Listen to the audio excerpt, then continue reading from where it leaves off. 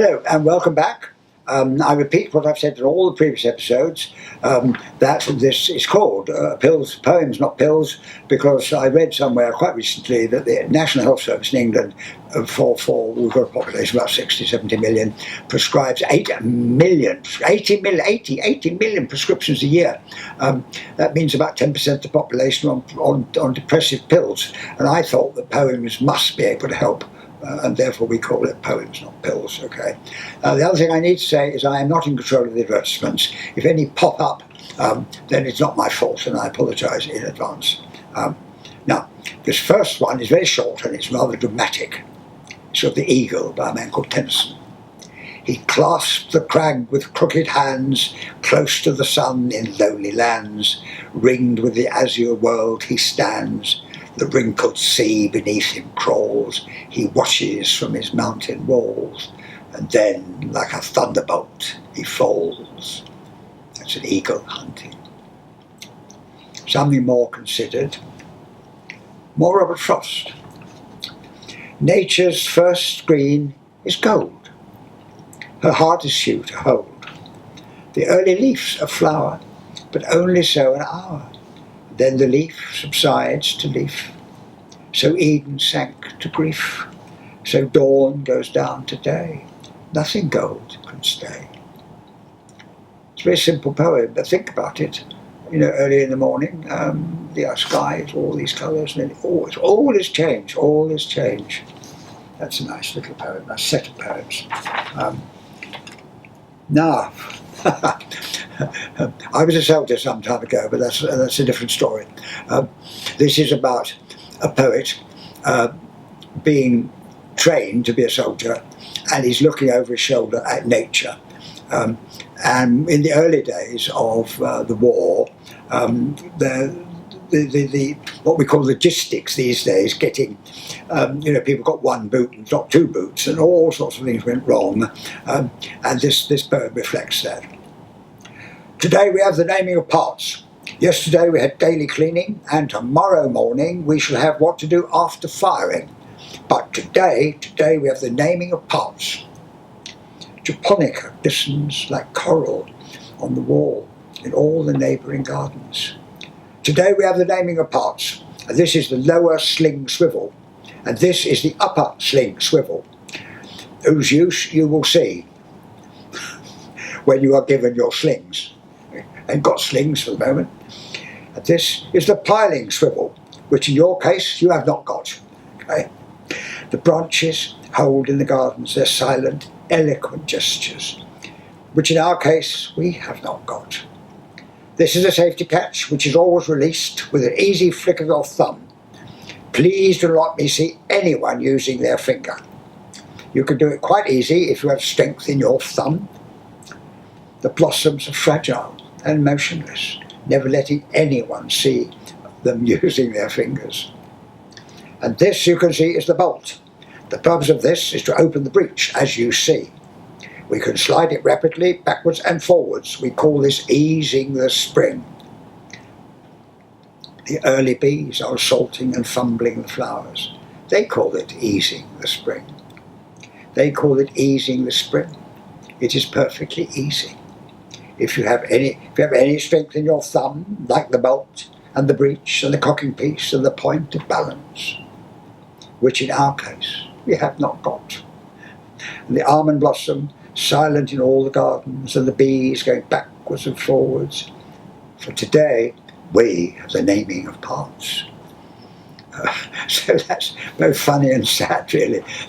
People, the army are trying to get these people to pay attention to weaponry which they haven't got, taking their attention away from the bees, who don't need weapons on that. Well, they do sting. That's called the naming of parts. Now this one is really romantic. It's a man called John Cornford, and it's about a guitarist. Now you've got to imagine a guitarist, not a rock guitarist, banging away, but someone playing slightly more gently, perhaps a Spanish guitarist.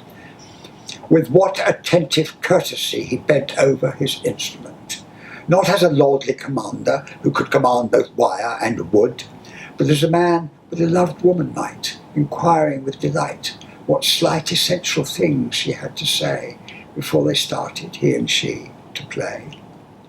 Isn't that nice?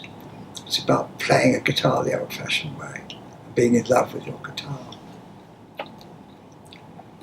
This is about power. Mine, said the stone, mine is the hour. I crush the scissors, such is my power. Stronger than wishes, my power alone. Mine, said the paper, mine are the words that smother the stone. With imaged birds, reams of them flown from the mind of the shaper. Mine, said the scissors, mine all the knives, gashing through paper, ethereal lives. Nothing so proper as tattered as wishes. A stone crushes scissors, and the paper snuffs stone, and scissors cut paper, and all end alone. So power is what many people are about, I'm afraid. Now, this is from Tennyson again, and it's about Ulysses. I can't possibly tell you, but it's a Greek myth, Ulysses. And he gets home, and he's been all doing all kinds of magical and wonderful things, but he gets home, and frankly, although he loves his wife, he's bored rigid.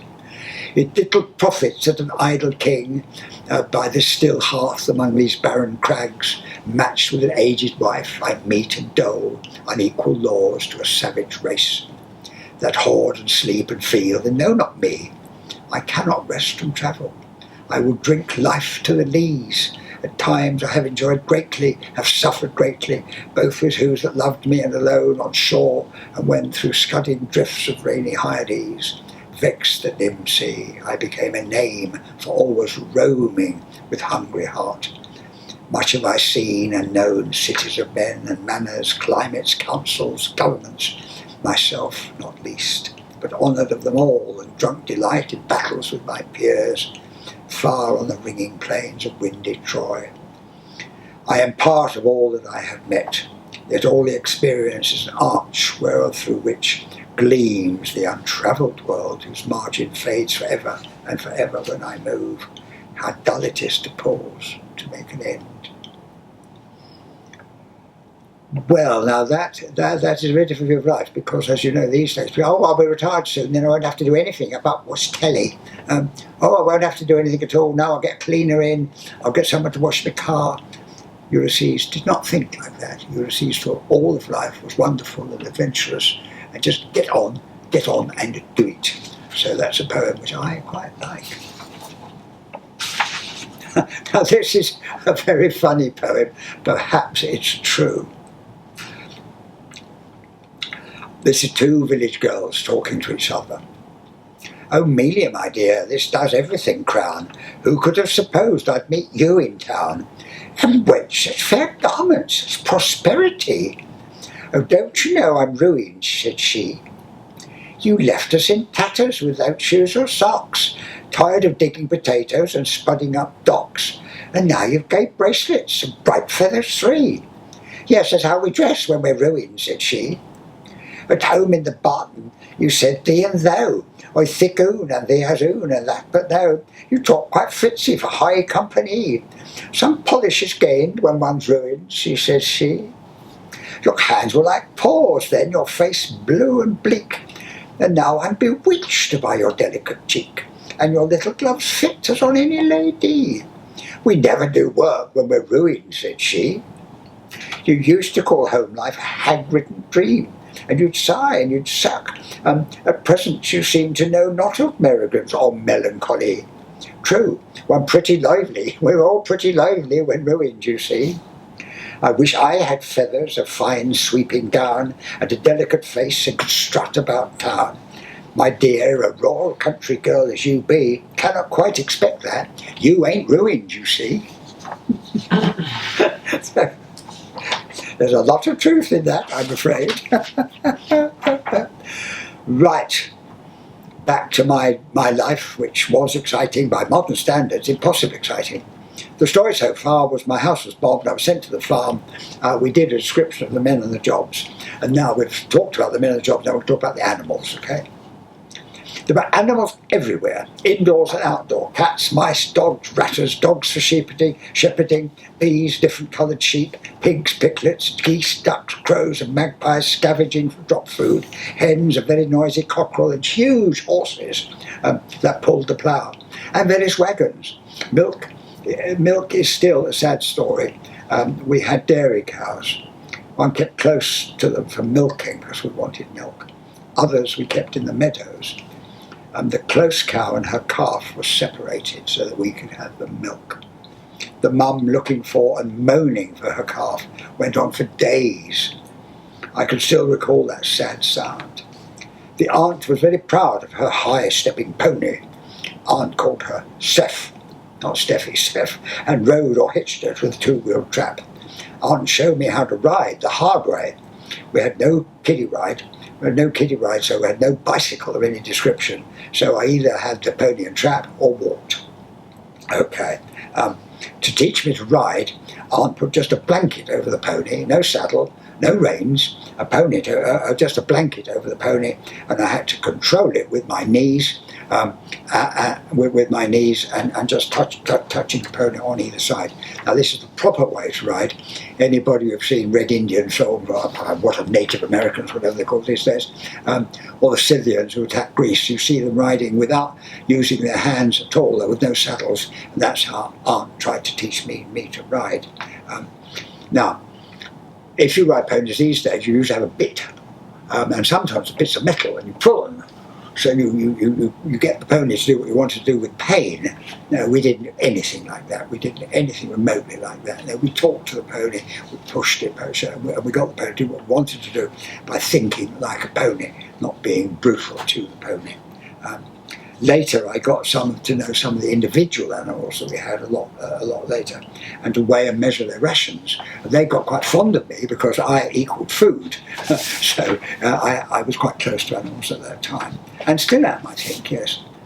When young brains are growing fast, things learned are still tucked away in deep memory. Why ploughs have different curved shapes to turn over different types of soil as the horse pulls it along. Why hoes for weeding different crops were of specific design, some to get this and some to do that. How to measure a horse's foot. How to shape a red-hot iron shoe to fit it. This is a great art, farriers do it. And now, the horse's hoof actually is like our nails. There's no sensitivity in it, so you can put a hot iron on the horse's foot, and the horse doesn't feel it. But it did stink, I must tell you, because it was hot on the hoof. God, it did stink. One of the many jobs I helped to was the boot dubbing making. So we took goose fat, beeswax, and a bit of oil. We warmed it and kneaded it, then rubbed it into leather boots, gaiters, and harness. Because again, we had no of this modern waterproof clothing, and the only resistance between us and the weather was dubbing, and we made dubbing, as I say, with goose fat and oil, and rubbed it in. A village girl used to come to milk, to turn the milk into cheese.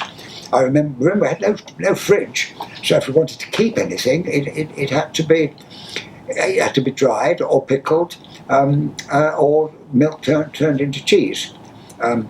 I was allowed to watch from the door, but was always too muddy and generally grubby to be allowed to enter or touch anything in the cheese-making dairy. I was often shooed out because I wanted to have a bit of the cheese or a sip of the milk, but I was too grubby and had to be outside. That's the end. That's the end of this one. Thank you, folks. Thanks for looking. Goodbye.